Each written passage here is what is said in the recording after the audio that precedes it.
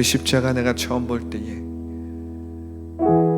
나의 마음에 큰 짐과 내가 메이고 종노릇하던 염려와 근심과 두려움과 불안함, 내 안에 있었던 모든 부정적인 생각, 원망, 의심, 불신, 상처와 아픔이 그 십자가의 사랑과 은혜로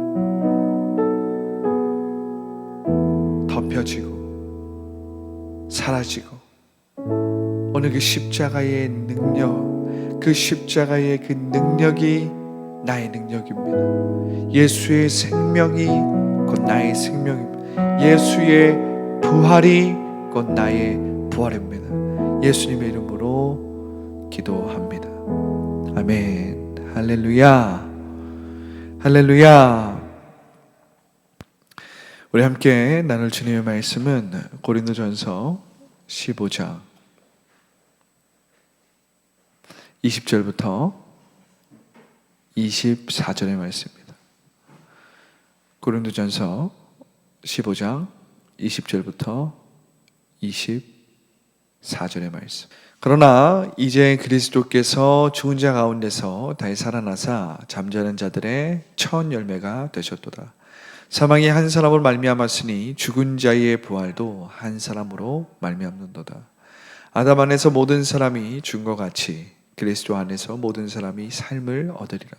그러나 각각 자기 차례대로 되리니 먼저는 첫 열매인 그리스도요, 다음에는 그가 강림하실 때에 그리스도에게 속한 자요, 그 후에는 마지막이니 그가 모든 통치와 모든 권세와 능력을 멸하시고 나라를 아버지 하나님께 바칠 때라. 아멘. 할렐루야. 할렐루야. 오늘은 고난주간 아침 기도회 금요일입니다. 성금요일인데 오늘 저녁에도 우리가 성금요일을 더 라이프송 예배로 함께 드리게 됩니다. 우리가 계속해서 고난주간 이 아침 기도회에 이 고린도전서 15장, 고린도전서의 결론장이라고 말할 수 있는 이 부활장에 대해서 함께 나누는데, 저는 이 부활에 대한 관심이 참 많습니다. 그래서 제가 쓰고 있는 논문도 성령과 부활에 관한 주제이고, 그래서 제가 평소에도 저희 교회는 부활절에만 부활절이 되고 사순절이 되어서 어떤 예수님의 그 죽음과 부활에 관한 설교를 하는 게 아니라 평소에도 주일날에도 사실 부활에 관해서는 직접적으로 간접적으로 많이 설교하고 이야기를 전하는 편인데, 그래서 어떻게 보면 우리가 이 고난 주간에 보통은 이제 복음서의 뒷부분을 대부분 예수님의 순환 기사들을 많이 다룰 텐데, 저는 이 고린도전서 15장을 다룹니다. 제가 이 얘기를 하고 또 고린도전서 15장을 다루는 이유는, 예수님의 십자가는 예수님의 고통과 고난과 그리고 예수님의 그 십자가의 그 잔인한 형벌에 의해서 조명되지만, 우리는 예수님의 그 십자가를 부활을 통해서 조명하고 해석할 줄 알아야 합니다.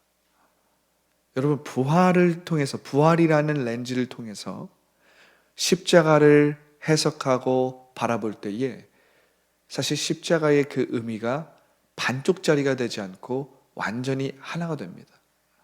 부활이라는 이 관점으로 십자가를 바라볼 때에 우리는 하나님 나라의 어떤 통전적인 하나님 나라의 전체적인 관점으로 예수님의 그 십자가를 바라볼 수 있습니다. 우리가 예수님의 십자가의 고통과 예수님의 십자가의 그 고난, 그 잔인한 형벌을 생각할 때에 우리의 감정과 우리의 어떤 정서적인 부분이 터치되고 그것에 대한 공감대는 생기는 것은 사실이지만, 우리가 부활을 놓치게 되면 하나님 나라를 놓치게 됩니다. 부활을 놓치게 되면 하나님께서 이루고자 하는 전체적인, 총체적인 경륜을 잃어버리게 됩니다. 그런데 우리가 부활을 통해서 예수님의 십자가를 바라보면 결코 예수님의 그 고통과 고난을 놓치는 게 아닙니다. 어떤 사람은 그렇게 생각할 수 있어요. 우리가 예수님의 십자가를 바라볼 때 부활을 강조하고 부활을 통해서 예수님의 십자가를 보면 그것은 예수님의 고통과 고난이 뭐가 의미가 있느냐? 그것은 그냥 승리주의와 같이 승리만을 주장하는 것이 아니냐. 부활 땡 하고 끝난 것이다. 그게 아니라는 것입니다. 하나님 나라의 관점으로 보면 예수 그리스도의 십자가의 죽음과 고난과 형벌은 반드시 있어야 됐어요. 왜 그렇습니까? 우리의 죄의 문제는 우리가 우리의 노력이나 우리의 의나 우리의 어떤 종교적인 열심이나 짐승의 피로 사해지지 않기 때문에 구약의 짐승의 피는 예수 그리스도의 그 죽음의 모형이었다는 것입니다. 그것은 일시적이고 단편적인 거였어요. 그것은 단번에 한 번에 끝나는 사건이 아니라 매년 혹은 매달 매주마다 해야만 했던 일회적이고 단편적인, 그래서 늘 반복해야만 하는 그러한 의식이었죠. 그러나 예수 그리스도 하나님의 아들이 우리를 위해서 그 죄 값을 치름으로 말미암아 고난과 고통과 그 치열하고 철저한 십자가의 그 형벌을 스스로 짐으로 말미암아 우리의 죄는 어떻게 된 것입니까? 단번에 사여진 것입니다. 모든 것이 그 피로써 정결하게 되나니, 그 피로써 정결하게 되는데 짐승의 피가 아니라 그리스도의 그 보혈이 우리를 새롭게 하는 것입니다. 그리스도의 그 보혈이 우리를 새롭게 만드는 것입니다. 그렇기 때문에 예수님의 십자가의 그 고난과 형벌과 죽음은 하나님 나라의 총체적이고 통전적인 관점으로 봐야 된다는 거야. 왜냐하면 우리는 아담과 하와의 후예로서 아담과 하와의 불순종과 불순종 가운데 역사하는 영으로 말미암아 우리는 어떻게 된 거예요? 죄로 말미암아 죽을 수밖에 없는 운명에 처한 겁니다. 세상 가운데 질병의 저주와 환경의 저주와 우리 가운데 있는 육체의 저주, 환경의 저주, 우리는 거기에 노출되어서 죽을 수밖에 없는 종로를 타는 삼천의 존재로 전락된 것입니다. 타락되고 변질되고 왜곡되어 버린 것이죠. 그러나 여러분, 예수님의 그 십자가의 죽음이 있었기 때문에 우리는 창조 타락 전에 하나님께서 우리를 창조하신 그때로 회복할 수 있는 단번의 길이 열린 것입니다. 이것이 하나님 나라의 관점에서 아주 중요한 사건이라는 거예요. 이것이 있어야만이 새 창조의 역사가 일어나고 새 언약 가운데서 우리가 이젠 하나님과 영적으로 생명적으로 창조 때에 그랬던 것처럼 생명적인 관계가 열리는 길이, 열리는 중요한 의식이, 중요한 사건이 일어나는 거예요. 할렐루야. 그런데 여러분, 예수님의 죽음으로만 끝난다면 하나님이 그의 아들을 통해서 이루고자 했던 하나님의 나라가 회복되지 않습니다. 왜냐하면 우리의 죄는 그럼 그대로 있는 거예요. 그런데 예수님께서 그 모진 고통과 고난과 아픔과 죽음을 통해서 우리의 죄를 씻으셨고, 그리고 죽으셨고, 그리고 3일 동안 죽으셨죠? 그리고 3일 만에, 3일 만이라는 것은 완전히 죽으셨다는 것입니다. 완전히 죽으셔서 3일 만에 부활하심으로 어떻게 됐습니까? 이젠 죄로 인해서 죽은 우리의 완전히 새로운 모델이 되신 것입니다. 사실은 모델이라는 말 자체가 조금 약한데요. 새로운 질서가 임한 것입니다. 새로운 우주적인 인류의 새로운 질서가 사람들이 예상치 못한 방법으로 이 땅 가운데 침노에 들어온 것입니다. 예수님의 부활은 하나님 나라의 관점에서 십자가와 부활은 반드시 일어나야만 하고 반드시 일어나야만 우리가 회복될 수 있고 확장되고 완성으로 나아갈 수 있는 길이 열리는 것입니다. 하나님 나라의 완성이 그 사건을 통해서 그 사건을 계기로 시작되는 것입니다. 하나님의 나라의 그 침노가 이 땅 가운데 그 하나님의 나라가 침노한 것이 그 부활을 통해서 첫 열매가 나타난 거예요. 그리고 그 첫 열매는 이젠 수없이 맺게 될 열매의 첫 소산물인 것입니다. 할렐루야. 오늘 본문이 그걸 이야기하고 있는데, 자 20절을 보세요. 고린도전서 15장 20절. 그러나 이제 그리스도께서 죽은 자 가운데서 다시 살아나사 잠자는 자들의 첫 열매가 되셨도다. 할렐루야.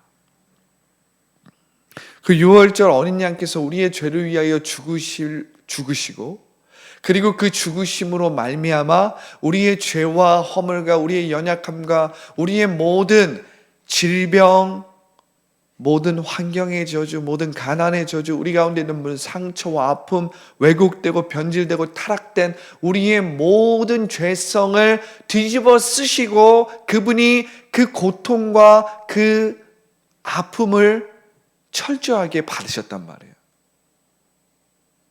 그분은 반드시 고난받는 주의 종으로서 그러하셔야 됐습니다. 이사야가 고난받는 주의 종을 예언적으로 선포했지만 이스라엘 사람들은 그것이 하나님이 보내실 메시아의 이미지라고 생각하지 않았습니다.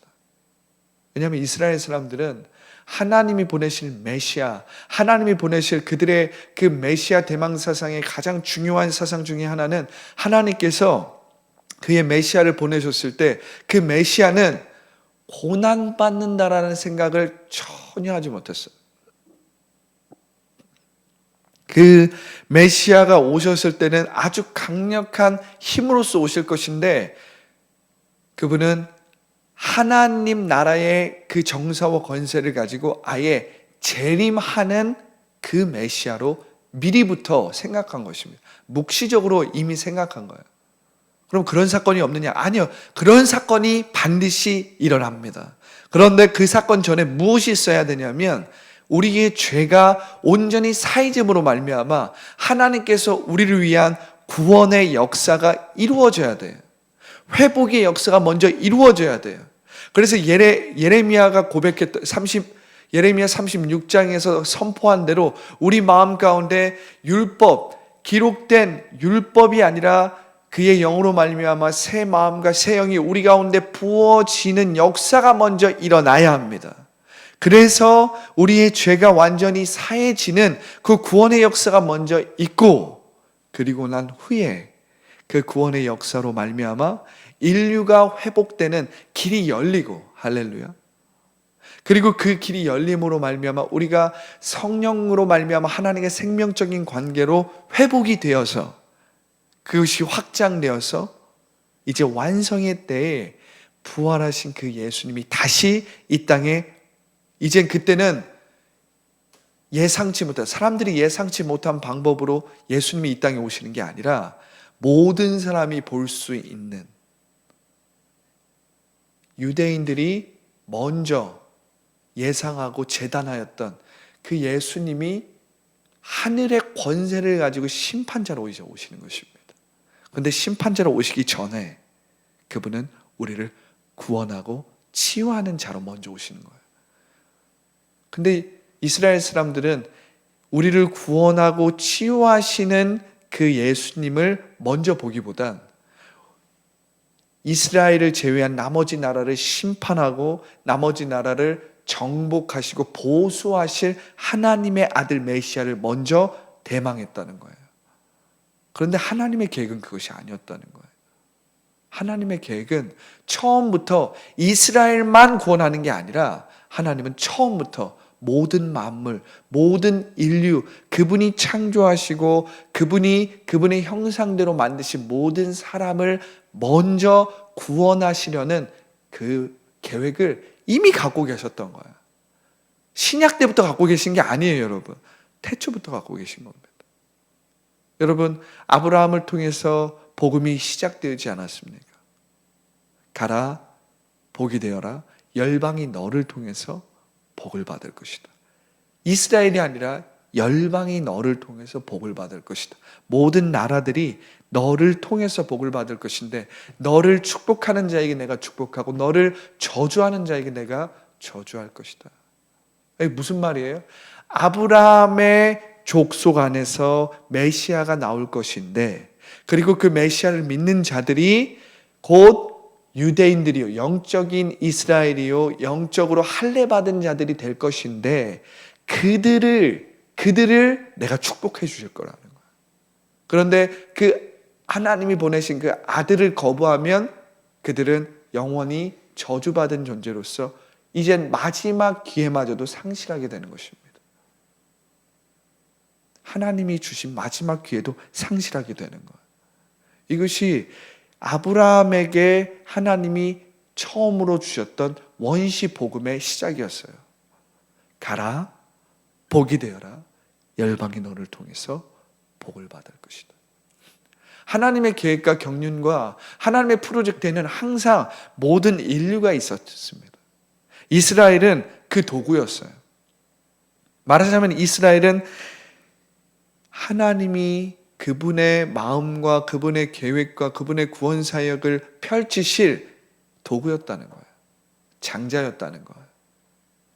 그런데 이스라엘 사람들, 유대인들은 그것을 잘못 해석해서 하나님이 자기들만 선택하고 자기들만 구원할 것이라고 착각했기 때문에, 그 관점으로 메시아 대망을 했기 때문에 그들은 심판자로 오시고 이 땅을 심판하고 이 땅을 뒤집어서 이스라엘을 지배했던 모든 제국을 뒤집을 그러한 아주 강력한 그러한 다윗과 같은 메시아를 꿈꿨다라는 거예요. 그런데 하나님의 계획은 심판자로 오실, 모든 권세와 정사를 가지고 심판자로 오실 그 예수님이 먼저 오시는 것이 아니라 인류를 먼저 구원하시고 치유하시고 회복하기 위해서 먼저 그의 아들을 보내는 거예요. 할렐루야. 먼저 그의 아들을 보내는 것입니다. 그런데 완전히 예상치 못한 방법으로, 완전히 사람들이 상상하지 못한 방법으로, 사람들이 기대하지 않은 방법으로 하나님의 나라가 지금 이 땅 가운데 침노에 들어온 것입니다.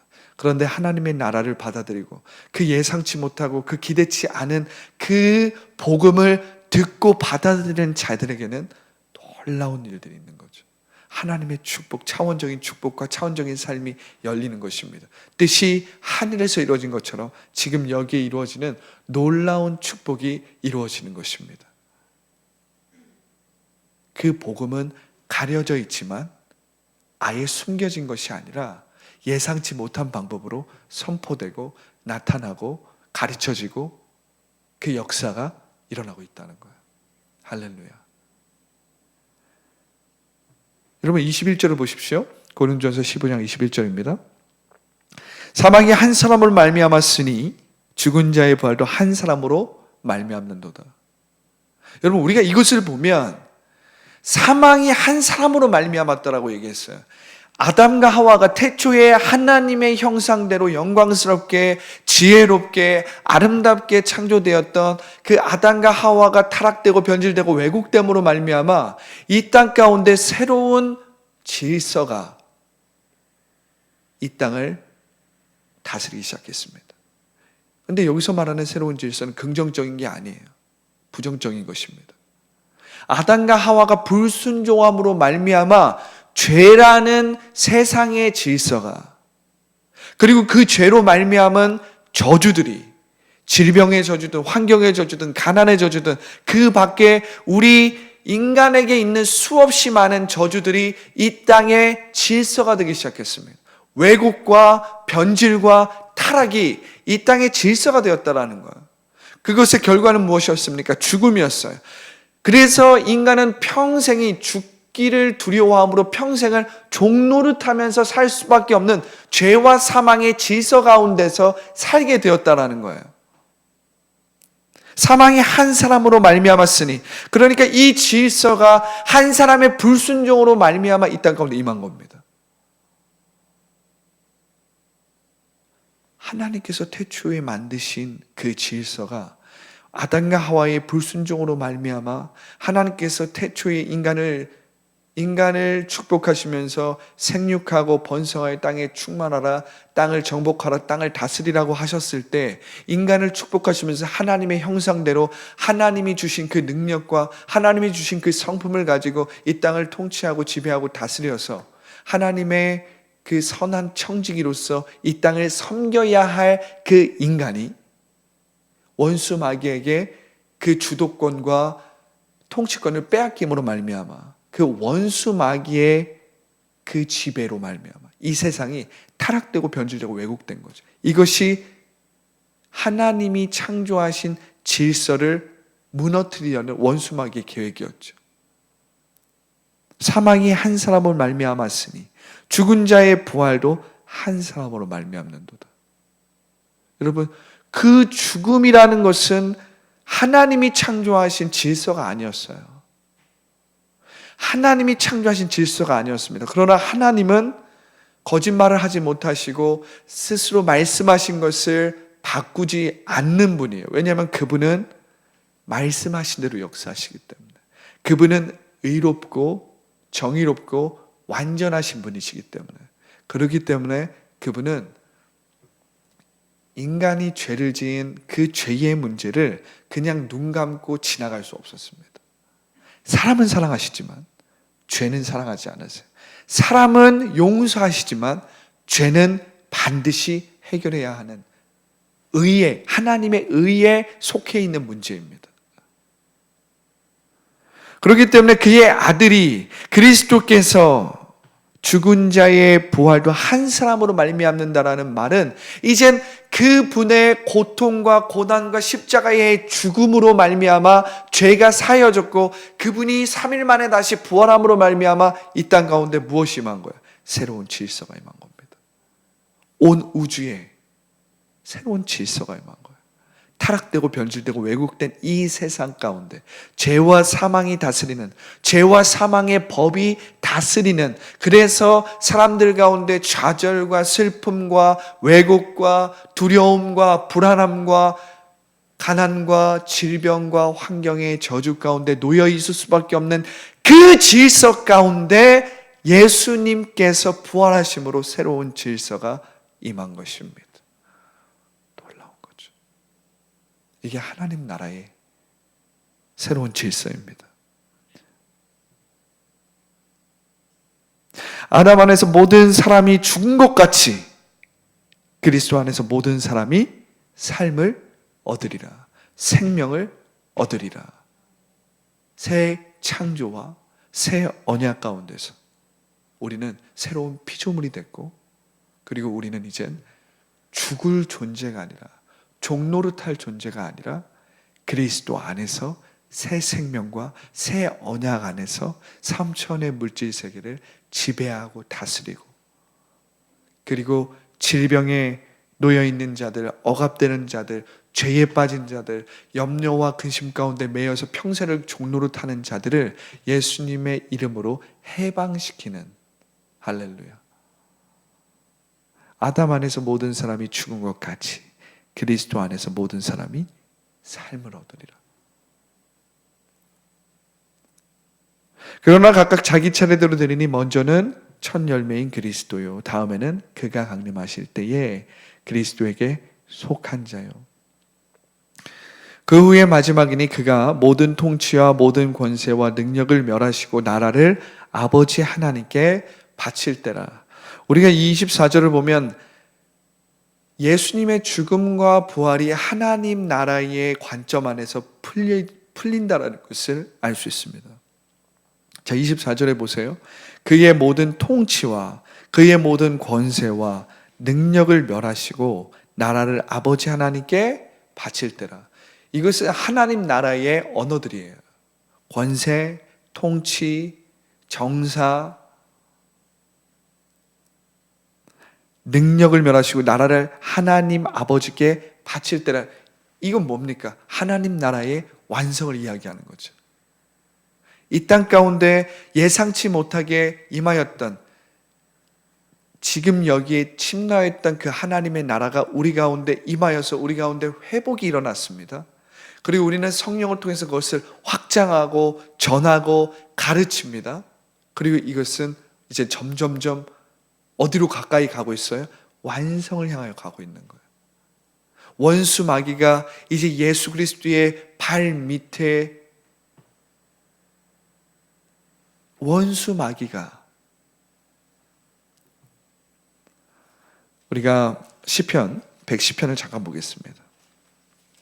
시편 110편, 이것이 구약에서 어떻게 예언됐는지.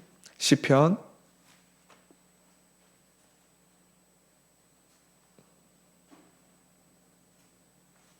110편 1절을 먼저 보겠습니다.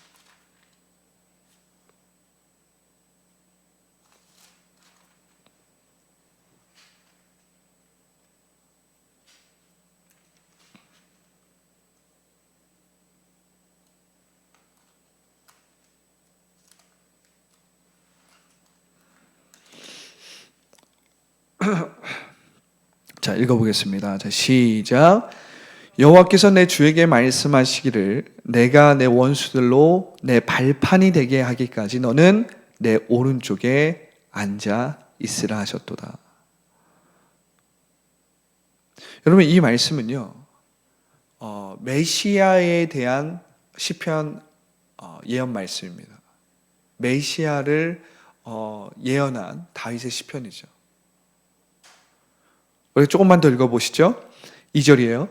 여호와께서 시온에서부터 주의 권능의 귤을 내보내시리니 주는 원수들 중에서 다스리소서.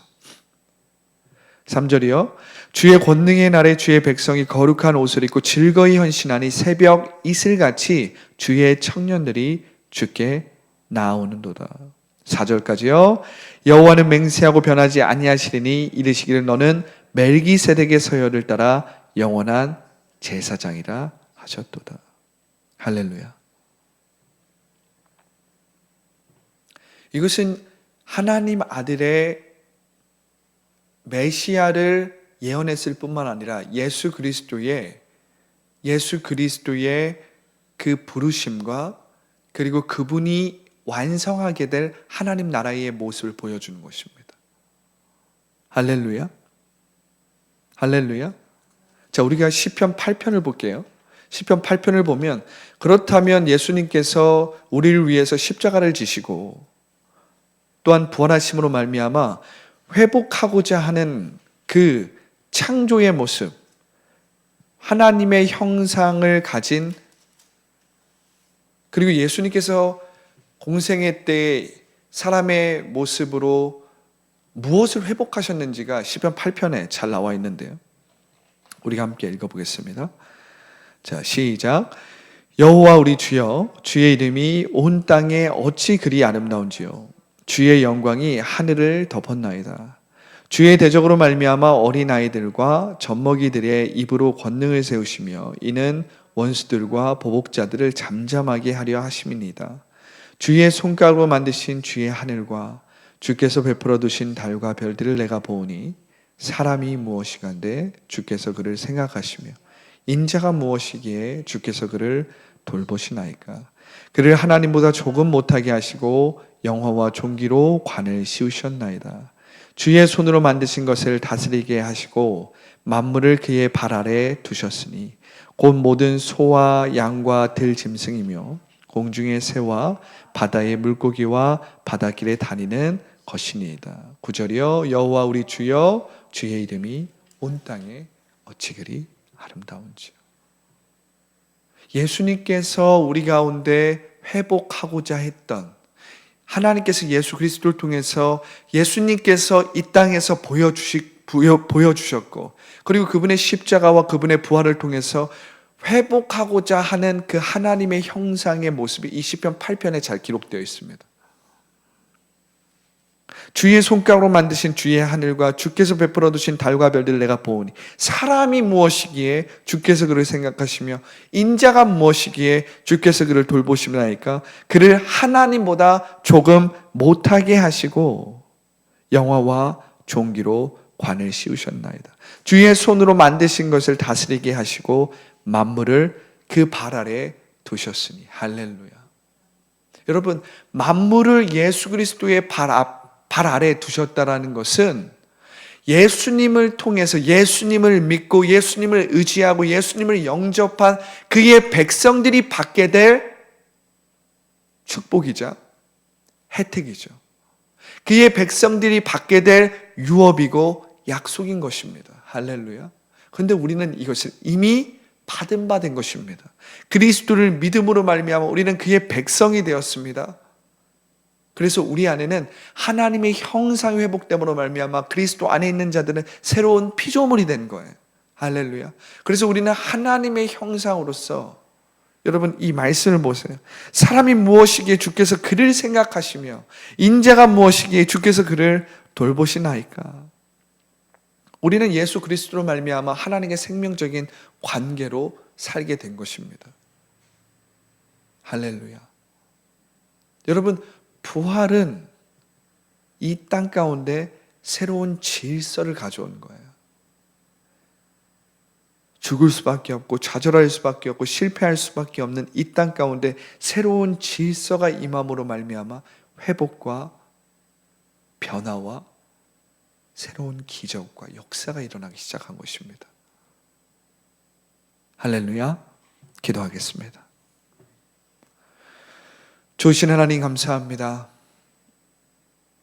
주님, 우리를 위해서 십자가를 지시고 우리를 위해서 그 모진 고통과 상처와 아픔과 그 십자가 위에서 우리를 위해 피 흘리시고 우리를 위해 채찍을 맞으신 예수님,